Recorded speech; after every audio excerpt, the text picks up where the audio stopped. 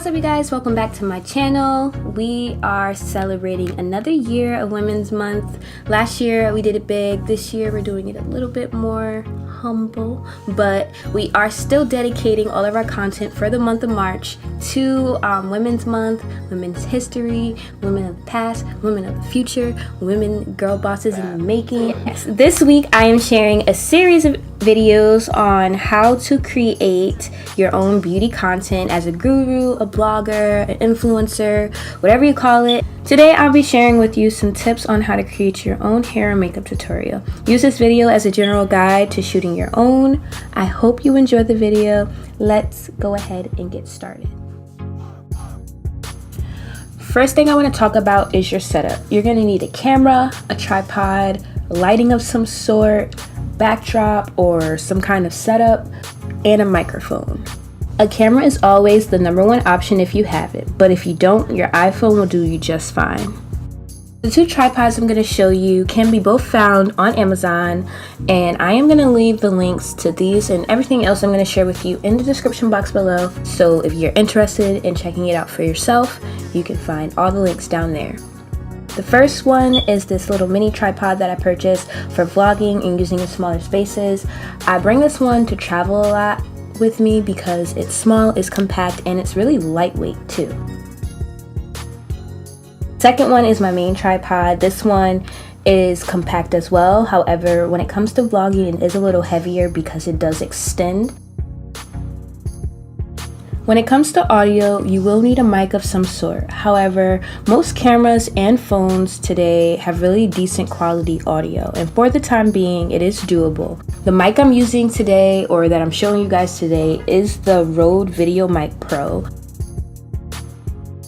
I haven't used it too much, so I can't really tell you guys a real or honest review on it. You can really use whatever one you have on hand at the moment. However, I did want to share with you the 50mm lens because it is the most common or most popular lens to shoot with when it comes to filming beauty content. So the 50mm is what makes that blurry background effect. So when it comes to lighting, you have two options. You can use artificial light or natural light. It is currently nighttime and I am using a ring light. And this is what the setup would look like. I have my camera behind the ring light, and both of them are set about 6 to 8 feet away from the actual table where I'd be doing my makeup. And then on the table, I'll just have like the actual products I'm using. And because you can't see any of the stuff below me, I also have a computer monitor, or well, my laptop, which is serving as a monitor so I can make sure that I'm in focus and that my video is filming accordingly. Okay, now that we got the main parts of the setup out of the way, it's time to gather all of the products you're gonna need. So before you even start shooting, I would suggest filming B-roll and like product shots before you start. So either before, after, in the middle. You can include it in the beginning, like right before you start. Be like, these are the products I'm gonna use, boom, boom, boom. Or you could put them at the end, like these are the products I used, boom, boom, boom. And then you like obviously add the information and details in your description box. But yeah, so film your product B-roll, any flat lays, now is the time to get those out. If you're a blogger and you're looking to add, you need some photo content, now's the time while you have them out. At this point, you are ready to start shooting or filming your actual tutorial. This is where you shine. I can't really tell you what to put in there. Whatever it is you're using, share it. Make sure you beat your face to the gods, sis. You can do it. I know you're about to slay my life right now.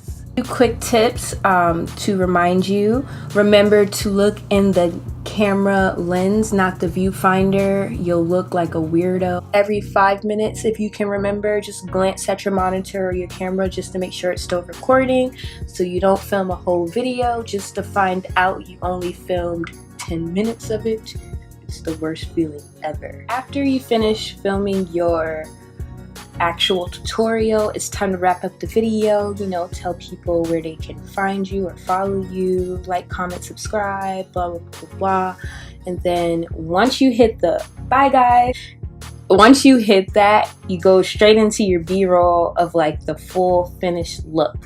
And that is where you get to get creative and play around with your clips. Speed them up, slow them down, rewind them, make them really cute and fun. B-roll should be at the beginning and end of your videos to show viewers what to look forward to and to show them the finished product. Get creative and have fun with it. Okay, so after you finish filming, it's time to organize your clips and start editing. Again, for the sake of time, I won't go into too much detail on the actual process in this video, but I will share a few software resources, both paid and free, in the description box. Last tip I will leave you with is in regards to your thumbnail. You can take one or use a screenshot from the video. I think the screenshot option usually looks a little bit more candid and natural, however, the choice is yours. I hear people all the time telling me that they want to start, and I just wanted to create this video hoping that it would help them, encourage them, motivate them to get started, take out the excuses that they can't start one without the right equipment, because you can. It just so happens that I am a photographer, so I have all these things, but before I had a camera, I had my iPhone. So I definitely would like to stand by the fact that you do not need professional equipment to get you started. Just get started. Yeah, so I will see you guys in my next video. Bye, guys.